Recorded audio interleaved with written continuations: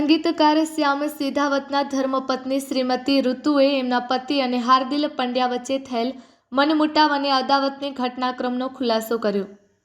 એમનો દાવો હતો કે વર્ષ 2022થી બંને એકબીજાને ઓળખે છે અને હાર્દિલે મફતમાં સલૂન સેવાઓનો લાભ પણ લીધો છે, એટલે એ ખોટો દાવો કરે છે અને તાજેતરમાં એમને જે રસ્તા ઉપર તેના તરફથી ખરાબ ભાષા અને ખોટી રીતે ચાલચલણનું પ્રદર્શન કરી નારી સન્માનનું અપમાન કર્યું છે. તાજેતરમાં બે સિંગર્સ શ્યામ સિધાવત અને હાર્દિલ પંડ્યા મિત્રો હતા. તેમાં બંને પરિવાર વચ્ચે અણબનાવ થતાં અદાવત રાખી શ્યામ સિધાવતનો હાર્દિલ પીછો કરી અભદ્ર ભાષાનો પ્રયોગ કરી મારામારી કરી હતી, જેથી શ્યામની ધર્મપત્ની અને 2 વર્ષની દીકરી સાથે માતાનું જે અપમાન થતાં તેઓની ઇમેજ અને ફ્યુચરને ક્ષતિ પહોંચી છે. એ ગુજરાત જેવા પ્રગતિશીલ રાજ્યમાં ચલાવી ના લેવાય. સાથે સાથે સોશિયલ મીડિયા પર ખોટા એકતરફી બયાનો રજૂ કરે છે, જે એક આર્ટિસ્ટની ક્રિએટિવ માઇન્ડને ડેમેજ કરે છે. ઋતુ સાથે એમના વકીલ પણ હાજર હતા, જેમણે કહ્યું કે બધા લીગલ પ્રોસેસ સાથે સાથે પ્રોપર પોલીસ તપાસ અને પેપર વર્ક કરવામાં આવ્યું છે અને પોલીસ તરફથી એમના ઉપર કાર્યવાહી કરવામાં આવી રહી છે. Report by Ashwin Limbachiya, Ahmedabad. મારું નામ ઋતુ સિધાવત છે. હું મારી સાઈડની પોઈન્ટ ઓફ વ્યૂ આપવા આવી છું, જે 29th ડિસેમ્બર લેટ નાઇટ ઓર 30th ડિસેમ્બર અર્લી મોર્નિંગ જે થયું એની માટે. ઇટ સ્ટાર્ટ્સ કે હાર્દિલ પંડ્યા કરીને એક સિંગર છે, એમણે મેન્શન કર્યું છે એવું એમના વિડીયોમાં કે મારા હસબન્ડને શ્યામ સિધાવતને ઓળખતા નથી, વિચ ઇઝ કમ્પ્લીટલી રોંગ. એના પ્રૂફ્સ અમે સોશિયલ મીડિયાના વિડીયો પર બી આપ્યા છે અને અહીંયા પણ છે, in case you want to see. October 1st week 2nd વીકના અરાઉન્ડ હાર્દિલ પંડ્યાએ અબ્યુઝિવ લેંગ્વેજવાળી મિસઅન્ડરસ્ટેન્ડિંગ ક્લિયર થયા પછી એ મારા સલોન પર ગયા છે. We have a salon business. એમાં એમણે મારી પાસે લોકેશન માંગ્યું છે. એ લોકેશન પર પહોંચ્યા છે. લોકેશન પર એમણે હેરકટ કે જે બી એમણે કરાયું હોય સર્વિસીસ, આઈ ડોન્ટ નો, એ કરાયું છે. એના પછી એમણે પેમેન્ટ બી ત્યાં નથી લીધું, જસ્ટ બિકોઝ મારા હસબન્ડના રેફરન્સથી ગયા હતા. મારા સ્ટાફે ત્યાંથી કોઈ પેમેન્ટ નથી લીધું અને એ એવું ક્લેમ કરી રહ્યા છે કે હી ડઝન્ટ નો માય હસબન્ડ. એટલે એ કમ્પ્લીટલી ખોટું છે. એ પ્રૂફ બી કરવું હોય તો we have chats, we have video, everything. એ ઓળખે જ છે, એમને બહુ સારી રીતે ખબર હતી શ્યામ સિધાવત કોણ છે, એમને બહુ સારી રીતે ખબર હતી હું કોણ છું, બધું જ ખબર હશે એમને. એ કમ્પ્લીટલી ખોટું છે કે નથી જાણતા અમને. સલોન પર ગયા છે, સર્વિસીસ લીધી છે, મેસેજ કર્યા છે, મેસેજના સ્ક્રીનશોટ્સ છે. પછી સીધી વાત આવી એક સોંગ રિલેટેડ આવી હતી. અંકિત મેવાડા કરીને એક સિંગર છે બીજા, એમના સોંગને ડિસ્ટ્રીબ્યુટ કરવાનું હતું બીજા પ્લેટફોર્મ્સ પર. હું એ મીડિયેટર હતી જેણે સોંગ ડિસ્ટ્રીબ્યુટ કર્યું. ઇટ વોઝ મી. હવે અંકિતભાઈ મને જે ક્રેડિટ્સ આપે એમના સોંગની, સોચતા હું સોંગ હતું, એ મને જે ક્રેડિટ્સ આપે સોંગની, એ ક્રેડિટ્સ હું આગળ ફોરવર્ડ કરું. હવે એ ફોરવર્ડ કરેલી ક્રેડિટ્સમાં અંકિતભાઈએ ક્યાંય બી હાર્દિલ પંડ્યાના ક્રેડિટ્સ મેન્શન નહોતા કર્યા એઝ અ કમ્પોઝર. એની બી ચેટ્સ છે, એ બી મેં આપી છે. અંકિતભાઈએ મને કોઈ જ સાઈડથી કીધું નહોતું કે કમ્પોઝરમાં હાર્દિલ પંડ્યા છે, એટલે મેં એ જ વસ્તુ આગળ ડિસ્ટ્રીબ્યુશન કંપનીને ફોરવર્ડ કરી હતી. ડિસ્ટ્રીબ્યુશન કંપનીથી ફોરવર્ડ થયેલી ચેટ્સમાં ક્રેડિટ્સમાં હાર્દિલ પંડ્યાનું કેમ નામ હતું નહીં. એના વિરુદ્ધ હાર્દિલ પંડ્યાએ અંકિતભાઈ પર પણ કેસ કરેલો છે. And this is his usual tactics defame કરવા માટે. હવે જ્યારે એ ડિસ્ટ્રીબ્યુશન કંપનીને હું મીડિયેટર હતી તો why call my husband and abuse him. એમણે ફરીથી એ જ વસ્તુ કરી. એમણે મારા હસબન્ડને કોલ કર્યા, પાછી અબ્યુઝિવ લેંગ્વેજ યુઝ કરી. મારા હસબન્ડે એ ટાઈમ પર બહુ રિએક્ટ ના કર્યું. શાંતિથી એ મેટર એમણે ઇન્ટરનલી સોલ્વ કર્યો હતો અંકિતભાઈ અને હાર્દિલે. એમાં મારા હસબન્ડનો કોઈ રોલ નહોતો, મારો કોઈ રોલ નહોતો. તો બી મારા હસબન્ડને એણે ફોન કરીને અબ્યુઝિવ લેંગ્વેજ યુઝ કરી જ છે. કટ ટુ પાછા 29th ડિસેમ્બરે 28th ડિસેમ્બરે એક શો હતો, મારા હસબન્ડનો શો હતો હંગરી ટુ ફૂડ ફેસ્ટિવલમાં. એનું સેલિબ્રેશન કરવા માટે અમે ખાલી એક કેઝ્યુઅલ ડિનર માટે અમે નીકળ્યા હતા. મારા હસબન્ડ એમના ફ્રેન્ડ સાથે એક્ટિવા પર ગયા છે અને હું મારા બંને રાખી બ્રધર્સ સાથે ગાડીમાં ગઈ હતી. જેવી અમે ગાડી પાર્ક કરીને ઉતર્યા છીએ, પાછળથી કમેન્ટ આવી છે. હું ઉતરી તરત જ કમેન્ટ આવી છે આઇટમ. મેં ધ્યાન બી આપ્યું, મને લાગ્યું બી કે મને કોઈ બોલાવી રહ્યું છે. મેં પાછળ જોયું, it was only him standing there. પછી મેં ધ્યાન ના આપ્યું. મેં એને એવું કીધું કે કદાચ અંદર કંઈક મસ્તી ચાલતી હશે, ખબર નહીં, આઈ વોઝ નોટ શ્યોર. એટલે હું આ સાઈડ આવી. એણે મારા ભાઈને વાત કરી કે આઇટમનો નંબર આપ, એને શું ચાર્જ કરે છે રાતના એ ચાર્જ આપ, અને એ વાત એણે મારા ભાઈ સાથે કરી. બટ ઓબ્વિયસ છે મારો ભાઈ છે તો એ રિએક્ટ કરવાનો જ હતો. એ ગુસ્સે થયો. એણે ગુસ્સે થઈને એણે પૂછ્યું કે શું બોલ્યો તું, એટલે એણે એવું કહી દીધું એને કે એવું હોય તો 2-4 હજાર તું બી લઈ લેજે. આ એના વર્ડ્સ હતા. મારા ભાઈએ સામસામે એ બંનેની પછી એમાં ધક્કામુક્કી થઈ છે અને ઝઘડ્યા છે બંને. ત્યાં મારામારી થઈ છે.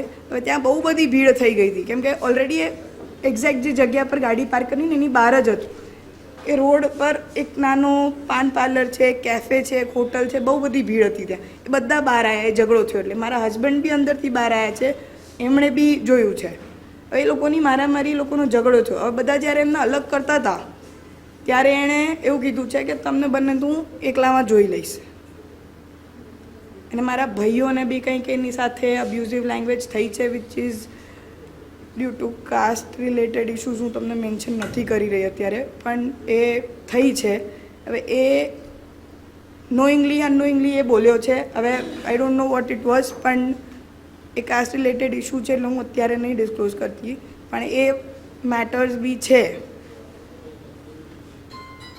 હવે એ બધા ઝઘડીને શાંતિથી બધાએ સોર્ટ કરાયું, પછી એમને અલગ કર્યા અને પછી અમે ત્યાંથી નીકળી ગયા.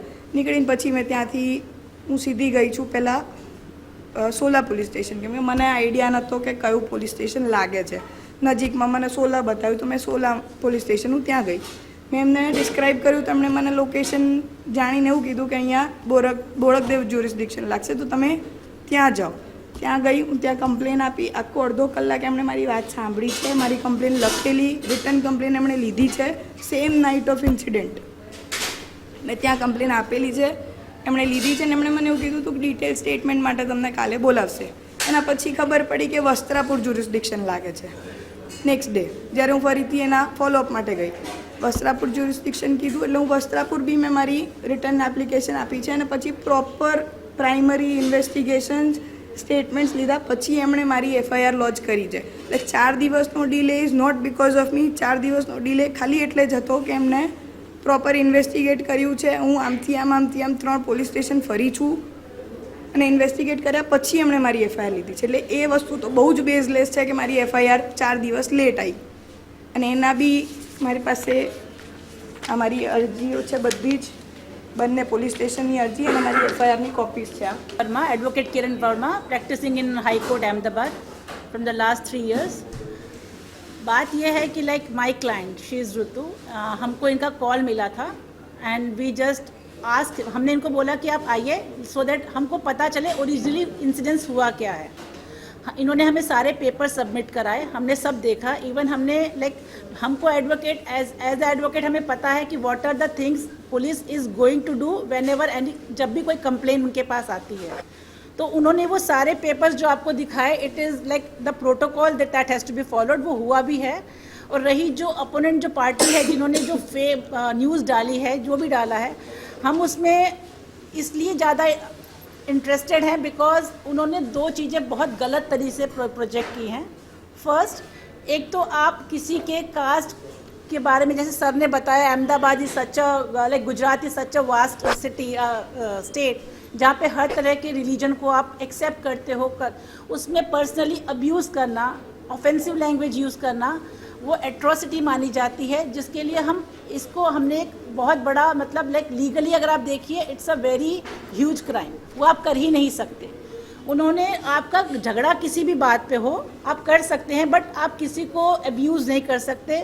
और दूसरी तरफ बीइंग अ लेडी, चलते हुए रास्ते पे आप इतने बड़े सिंगर अपने आप को पोज करते हैं, आप बोलते हैं कि आपके इतने फॉलोअर्स हैं, तो आप किस तरह का रोल मॉडल क्रिएट कर रहे हैं कि एक लेडी को देख के आप एक ऐसी लैंग्वेज बोल रहे हैं. आप उनका अगर वीडियो सर्कुलेट हुआ है उसमें हमने भी देखा, वो कह रहे हैं कि ही वॉज स्टैंडिंग, वो फ़ोन पे बात कर रहे थे और उन्होंने सामने से आके लोगों ने मारना शुरू किया. अगर आप एक जनरल पब्लिक की तरह भी सोचें, कुछ तो बात हुई होगी, एक शब्द तो कोई बोला होगा, चाहे ये बोले चाहे वो बोले. उन्होंने कुछ डिस्क्राइब नहीं किया. तो हमें अब ऐसा लगता है कि हमने तो अपना लीगल प्रोसेस शुरू कर दिया है, बिकॉज एक तो ये मेंटल ट्रॉमा से गुजर रही हैं, इनकी छोटी बच्ची है, वो भी एक सिंपल एक ज़िंदगी जीने के लिए भी आदमी को कितना स्ट्रगल करना पड़ता है ये हम सबको पता है. And now she is under such a pain. तो हमारे पास जो बेसिक फैक्ट्स हैं कि उन्होंने सारी बातें गलत की हैं. अगर आप उनका जस्ट अभी उन्होंने मैसेज भी दिया जो आपको मैडम ने दिखाया, ये उस दिन का फोटो है when he was being taken to the Sola civil hospital, right. और अब उसके बाद वो जो फोटो भेज रहे हैं फोर्ज करके, दिस इज द फोटो, कोई भी कह सकता है कि ये AI जनरेटेड फोटो है। So this is the way he is using social media to defame the my client. तो इस तरह की जो चीज़ें वो कर रहे हैं, इट इज़ एब्सोल्युटली रॉन्ग, क्योंकि ये अब केस, क्योंकि FIR ऑलरेडी हो चुका है, तो it is under legal process. उनको ये चीज़ें एक्चुअली सोशल मीडिया पे डालनी ही नहीं थी, but still he has used it, तो वो भी एक गलत काम उन्होंने किया है। तो we are filing very basic main acts against him, जो जिनसे इनको जो नुकसान पहुंच रहा है झूठ बोलने से, इनकी खुद की पर्सनल लाइफ पे, इनकी सोशल लाइफ पे, तो उसके लिए हमने सब प्रॉपरली हमने उसको चेन अप किया है, and we are going to file a petition against that was Hardil Pandya, right. Because जो भी उन्होंने किया कहा है ना, अगर like being an advocate I can read it, I can value it and I can understand it कि वो सारी फेक स्टोरीज हैं, वो एक मैनिपुलेटेड फैब्रिकेटेड स्टोरीज बना के अपने आप को प्रोजेक्ट कर रहा है to gain the sympathy which might be he has not gain through his work. वो दूसरों के वर्क को अपना करने के लिए, I don't think, because this is a race of social media, आज सबको अपना चेहरा चमकाना है, हमें पता है। तो this type of strategy does not work in legal sections.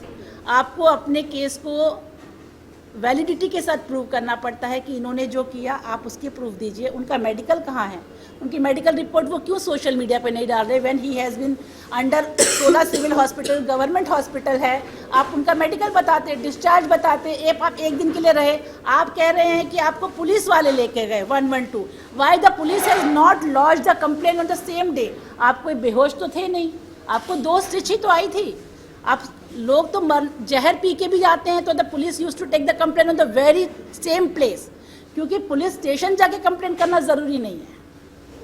When the person has been a victim, he has the full rights to say whatever he want at that particular point only. तो आप एक दिन इंतज़ार करके जा रहे हैं, फिर आप जाके पुलिस कंप्लेन कर रहे हैं, उसके बाद आप मेडिकल भी नहीं, अपना सब कुछ आप बोल रहे हैं, but you are not showing your medical discharge paper.